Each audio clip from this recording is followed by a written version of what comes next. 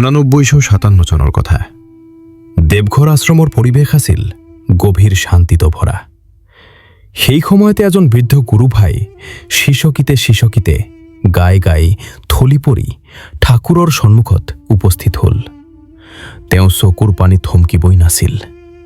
বাৰে বাৰে একেটা কথাই কৈ গৈছিল, ঠাকুৰ, আপুনি মোৰ প্ৰাণ ৰক্ষা কৰিলে, আপুনি মোক দ্বিতীয় জীৱন দিলে। আশ্ৰমত উপস্থিত কোনেও তেওঁৰ অৱস্থা বুজি নাপালে। ঠাকুৰো কিছু মুহূৰ্ত নিস্তব্ধ হৈ ৰ'ল। তেওঁ বৃদ্ধজনক মন ভৰাই কান্দিবলৈ দিলে, কিয়নো কিছুমান চকুৰ পানী শব্দতকৈও অধিক কথা কয়। যেতিয়া তেওঁ অলপ শান্ত হ'ল, তেতিয়া ঠাকুৰে স্নেহভাৱে সুধিলে, আচলতে কি হৈছে? এইদৰে কেৱল কান্দিয়েই আছা, সম্পূৰ্ণ কথাটো কোৱা। বৃদ্ধ শিষ্যই কপা কপা কণ্ঠে ক'বলৈ ধৰিলে, ঠাকুৰ, সেইদিনা কলকাতাত মুছলধাৰ বৰষুণ হৈছিল। মই বহু বাজাৰৰ এখন ৰাস্তাৰে খোজকাঢ়ি গৈ আছিলোঁ। বৰষুণ ইমানেই তীব্ৰ আছিল যে তাৰ পৰা বচিবলৈ মই কাষৰ এখন অট্টালিকাৰ বালকনিৰ তলত থিয় হ'লোঁ। তাত আগতেই মোৰ দৰে 12জন মানুহ আশ্ৰয় লৈ আছিল। তেওঁ আগবঢ়াই ক'লে, হঠাৎ মই আপোনাৰ মাত শুনিলোঁ, ভাগা, ইয়াৰ পৰা ভাগা। চাৰিওফালে চাওঁতে আপুনি ক'তো দেখা নগ'ল। তথাপিও কিয় জানো এক মুহূৰ্ত বিলম্ব নকৰি মই তাতৰ পৰা ওলাই আহিলোঁ। মই মাত্ৰ কেইগজমান আগবাঢ়িছিলোঁ, তেনেতে এক ভয়ংকৰ গৰ্জন শুনা গ'ল। সম্পূৰ্ণ অট্টালিকাখন তাচৰ পাতৰ দৰে ধ্বংস হৈ পৰিল। বালকনিৰ তলত আশ্ৰয় লোৱা সেই 12জনেই ধ্বংসাৱশেষৰ তলত পৰি সেই মুহূৰ্ততে প্ৰাণ ত্যাগ কৰিলে। এই কথা কৈ কৈ শিষ্যজন আকৌ কান্দি উঠিল। তেওঁ ক'লে, ঠাকুৰ, আপুনি মোক বচালে। আপোনাৰ অপাৰ কৃপাৰ বাবেই মোৰ প্ৰাণ ৰক্ষা হ'ল।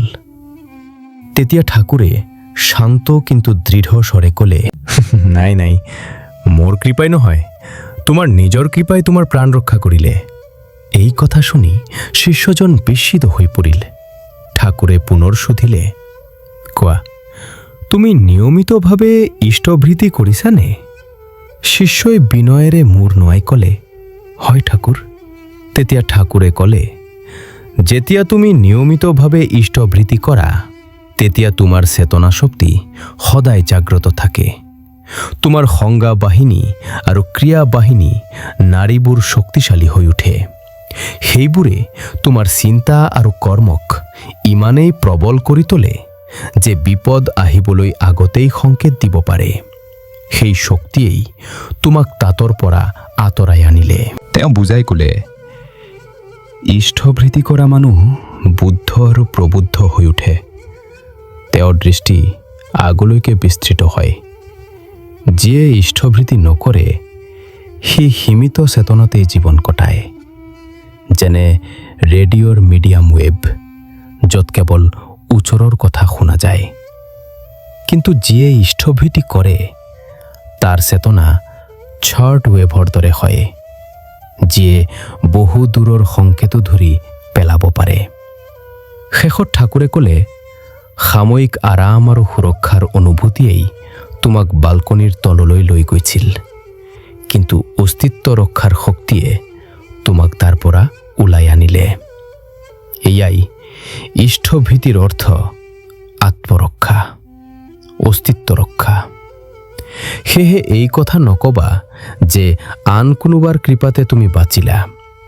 সত্যটো হ'ল, তোমাৰ জাগ্ৰত চেতনা, তোমাৰ সাধনা আৰু তোমাৰ নিজৰ কৃপাই তোমাৰ প্ৰাণ ৰক্ষা কৰিলে। জয়গুৰু। এইটো কেৱল এটা চেনেল নহয়, এইটো এটা প্ৰয়াস। ভক্তি, সংস্কৃতি আৰু জীৱন দৰ্শন প্ৰত্যেকটো হৃদয়লৈ আগবঢ়াবৰ। আপোনাৰ এটা লাইক আমাৰ উৎসাহ বৃদ্ধি কৰে।